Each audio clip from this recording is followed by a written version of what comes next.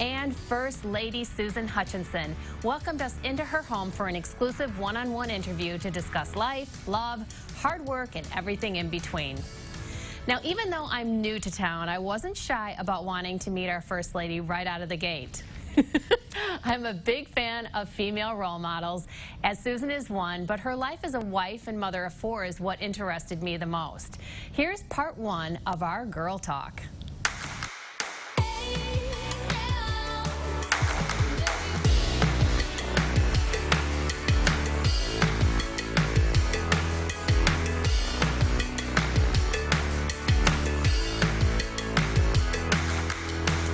Well, look at little old me. Nichole. I'm Nichole, and new to Little Rock, and sitting with the governor's wife, the first lady of this great state of Arkansas, Susan Hutchinson, in her private living room. Yeah, that's where I'm at right now. And I've invited Susan to maybe tell me a little bit about Little Rock, of course, since I'm new here. Yeah. But we also share something else in common. We each both have 4 kids, and I think we're going to talk a little bit about your background as teacher, and get to know you more from the girlfriend perspective instead of the wife, because you're your own woman. Oh, you better believe it. I try to keep it a secret, though. You do? Okay, well, we won't spill too many secrets. Okay. Let's start, though. I wasn't going to start there, but because you've had such an interesting life, of course. You've had a life much different than any of us would ever imagine or have, you know, an inside look at. I never dreamed this one up. Really? Oh, no. So you and Asa courted each other early on, right? Was he in politics at the time? No, we met the last semester of our last year at Bob Jones University in college, and he was in accounting, and so business major, and I was in science, biology and chemistry, so I have the Bachelor of Science degree. So you met in the library? No, he sat down, no. He sat down across dinner from me. Oh, okay. This particular evening among some 4,000 other students. Oh. He happened to sit across from me. Yeah. I was familiar with his name. I was one of the officers in the debate association on campus. And we kept talking about these 2 brothers that came on the scene, had not gotten involved in the formal debate association. But the year before I got there, there had been a campus-wide debate. And Asa and his brother won. Oh, my goodness. The campus-wide debate, and it was much to the chagrin of our faculty sponsor of the debate association, because how did these 2 guys from Arkansas come in here just and roll up and take the prize, right? Take the prize. So I thought, well, that's neat, but I, never pursued any of that. And then he sat down across from me, and this guy with this nice smile and sparkly eyes, he just kept asking me questions like, where are you from? What are you studying? And so I just gave him those romance-killing answers. Oh, okay, the truth. The truth. That's like, I am who I am, and it's just, if you don't get that, yes, I can't pretend for a lifetime. So. And he liked your answers. Well, I mean, what's your major? Well, biology, and your minor, chemistry. What's your goal this semester? Straight A's. Nice. It's just, it's really killers. But he was not at all intimidated. Okay. He likes strong women. And obviously. He likes intelligent women. And beautiful women. Well, that didn't hurt. So how did you turn his head? I showed up at his debates. Because I was secretary of the debate association, and I knew everybody's schedule and time and place. Okay. And it was open to students to attend, not required, so nobody went. Okay. Except me. Okay. So he lit up pretty like hard a to Christmas. miss you then. Oh yeah, it's very hard. It seated like 30 people in that room. So it was the 4 debaters, the timekeeper, and the faculty judge. And me. And you. And look at The rest is history. We can talk about this one a long time. Oh my gosh. You know what the moral of the story, though, is? I mean, tenacity and self-confidence. Well, I was already madly in love with him. Oh, Within Susan. 6 weeks What before was graduation. He was the nicest, kindest, gentlest, smartest, leadership, thinking outside the box, just cared. Wow. He volunteered at church with the youth. I had done the same. The things he had done, I had done. And I was like, none of the guys I had ever come across was like that. Susan, Did you not say resonate it with me. today Yes. as if you just met him yesterday. It's fresh. Keep it fresh, girl. Keep it Oh, gosh. It just really touches my heart. Now, you went on to have 4 children. fresh. Yes. Which I have 4 children as well. Yes. How did you end up with 4 children? Because I didn't go for 6. I like it. Okay. All right, so of the 4, Other 4. which is your favorite? Whichever one I'm thinking of at the time. Do you know what I tell my kids when they ask me, Mom, which one of us is your favorite? You know, whoever's asking, I say, oh, you are. Exactly. Exactly. She is so much fun. How about that? Total girlfriend, right? Now, and seriously, lucky me. All right, now, we're not done yet talking to her because later in the show, we are going to continue the conversation with First Lady Susan Hutchinson and dive in deeper into her story. Come back. Now, earlier in the show, we showed you the first part of my sit-down with Arkansas's First Lady, Susan Hutchinson. She welcomed us into her home for an exclusive one-on-one interview to discuss life, love, hard work, and everything in between. Here's the rest of our Girl Talk.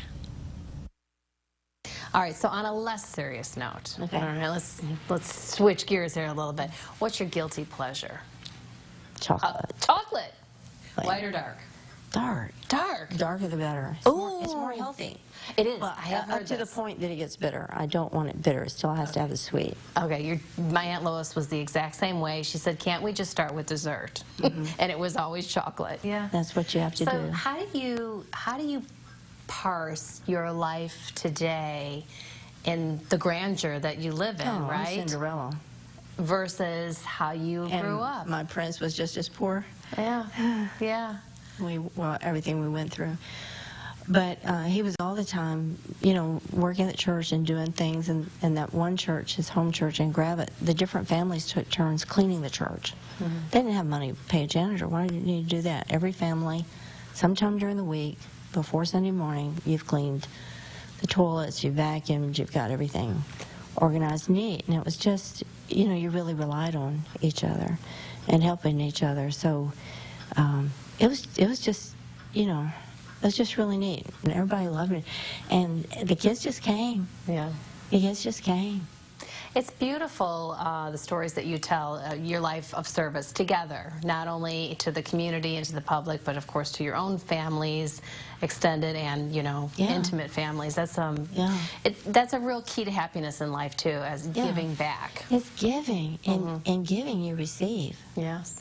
You're rich in giving, and there's nothing more precious than of yourself.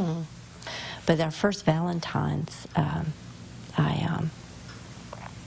I didn't have the money to buy him a Valentine's Day card, but I had some construction paper left over from teaching school and stuff, and I had some broken pieces of jewelry and stones that had come loose out of costume jewelry, and I just came up with my own little verse, and I glued things around and everything. And Good old-fashioned homemade card from the heart, he just loved it. He thought I'd bought it. I said, no, I made that. It's very, very childish, elementary, but from the heart. But from the heart. Well, I'm glad you got the memo to wear brown today, by the way. Oh, I mean, that was an accident, truly. But you're wearing a special designer, and my background is fashion, so I'd really like to learn a little bit about what designer you're wearing. Well, people that have been keeping up with children's advocacy centers, Michael Towson and his wife Alexandra, have been taking CACs under their arm and been trying to help. And so he's been offering fashion styles for us to use as part of our traditional style show during our Women of Inspiration Gala. That I knew they needed money. I knew the other areas of the state didn't have the money to give to pay the overhead and everything, because we don't charge children anything for what we do. No insurance. There's no slide rule. What's your income? No. No, we want you to have our services. We'll go to other people for the money. And he knows all that. So, and he loves Arkansas. I'd been coming here years before I got here and servicing and being the representative of Franco Kaufman to Barbara Jeans, who handled that label. And so he was here, and he got to meet Sarah because she liked to do freelance modeling. That daughter I prayed for, who didn't want to be a tomboy. Okay. Yes.